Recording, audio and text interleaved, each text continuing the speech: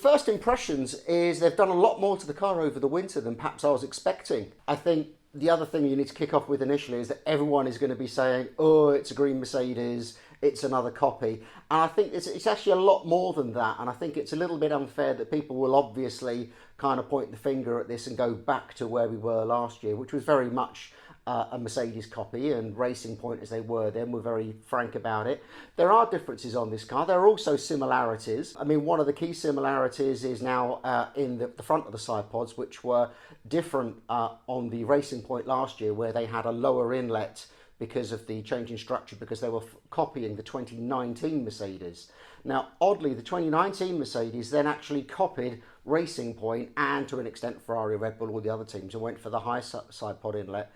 Racing Point, now Aston Martin have gone the other way, and with the front of the side pods have gone for the high inlet with a big deep undercut, and again the sloping shape that we saw last year. So this isn't a Mercedes copy, this is actually Racing Point, Aston Martin, the Silverstone team, whatever we'll call them, going back to where they were pre 2020 when they did do the Mercedes copy. So, you know, there is that. There are also some other differences. So one of the key things is on the, apart from the side pods themselves, but also the engine cover.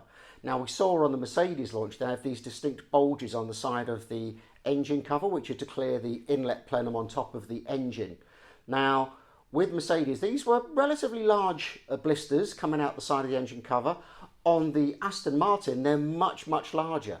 And the reason for this is that Aston Martin have actually slimmed the engine cover down much more because they have much less cooling along the centerline of the car compared with Mercedes. Therefore, there is a difference. We would presume there then is that some of the coolers that aren't on the centerline of the car are in the side pods, and the side pods potentially just slightly larger. So that's one of the key changes. And then you look throughout the rest of the car, there's loads of little detail changes. The pinch on the nose is increased, and that helps airflow down onto the cape, which obviously is one of the key frontal aero devices that every team seemed to be running in some shape or form this year and in recent years.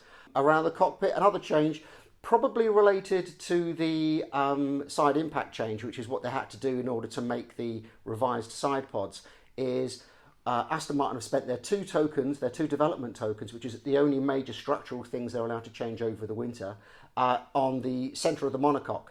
And this was to lower the side impact structures to get this side pod changer. They've also changed the structure around the halo mounting, and now it's actually much more protruding out the top of the bodywork, again showing how much Aston have slimmed down this bodywork, far more than any other car that we've seen launched so far. So this is probably one of their key benefit. They've not just changed the monocoque for one reason, they've looked at everything else that they can do at the same time and changed other areas. So yeah, quite clever thinking. It all helps with the airflow, and when it comes to the hot races, the shadow behind that sort of protruding halo mount will be a cooling outlet, which everyone is exploiting, again to some extent or another, along the car. We know that they've got the 2021 Mercedes power unit in there. Obviously that was obvious because of the blisters on the engine cover, but they also have taken the updated Mercedes gearbox, rear carbon carrier, and therefore the rear suspension geometry. So as we sort of discussed with the Red Bull, for example, is that they then have taken this reversed wishbone setup at the back of the car. This is token free because it comes from one of their parts suppliers. They don't have to have tokens to change all the rear end of the car, so they've got lots of dispensations to do that. As I say, Mercedes ran it last year, and from what we can see, Red Bull have followed that. In some respects, maybe not identical, we haven't seen enough pictures. Oddly, still only 2 pictures of the Red Bull, compared with all this footage we've got of all the other cars. Even less than the Mercedes, and everyone was saying Mercedes were being secretive. They actually showed us loads of pictures of the cars. I don't know what everyone else is talking about. Aston have been quite open, and they've shown even like details of the floor edge, which lots of teams have sort of tucked away. There's lots of fins and flicks and odd angles and tapers to the floor edge.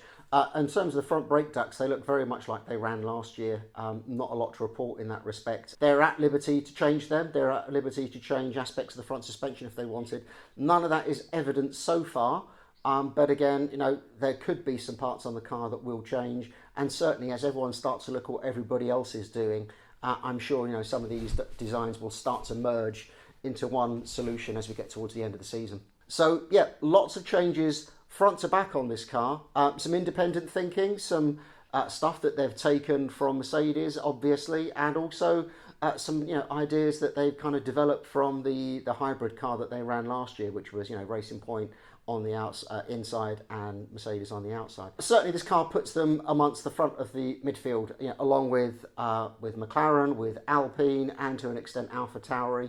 It's going to be very competitive there. It's going to be interesting seeing just how competitive all these teams will be, how much they can catch on to the tails of, Ferrari, and even potentially on the tails of Red Bull at certain races, maybe not consistently throughout the year. But still, I think when you look at it, everyone is that little step behind Mercedes, so it looks. Say the 21 car is more evolution than revolution. The regulations for 21 sort of dictate that anyway, but we've made substantial changes to the car.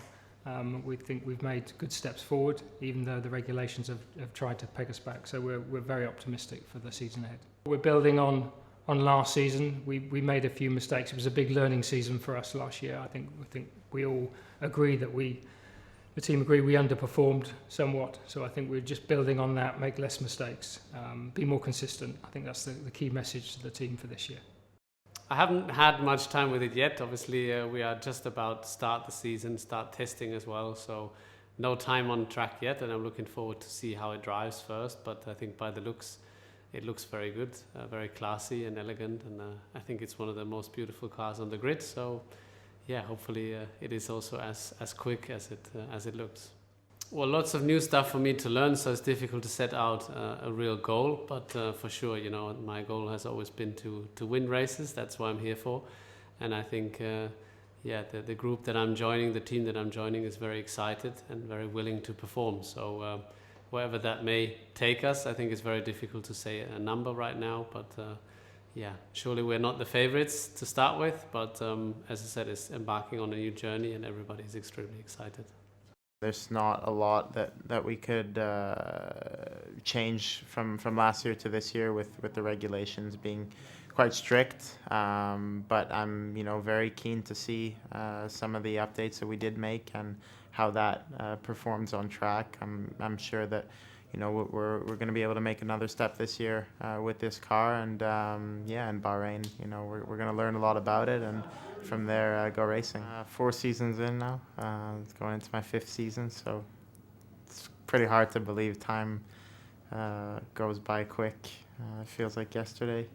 I was lining up for my first race in Australia back in 2017, so yeah, it's great to have Sebastian in the team. He's an incredibly talented driver, 4-time world champion. He has a tremendous amount of knowledge, and I'm really looking forward to working alongside him.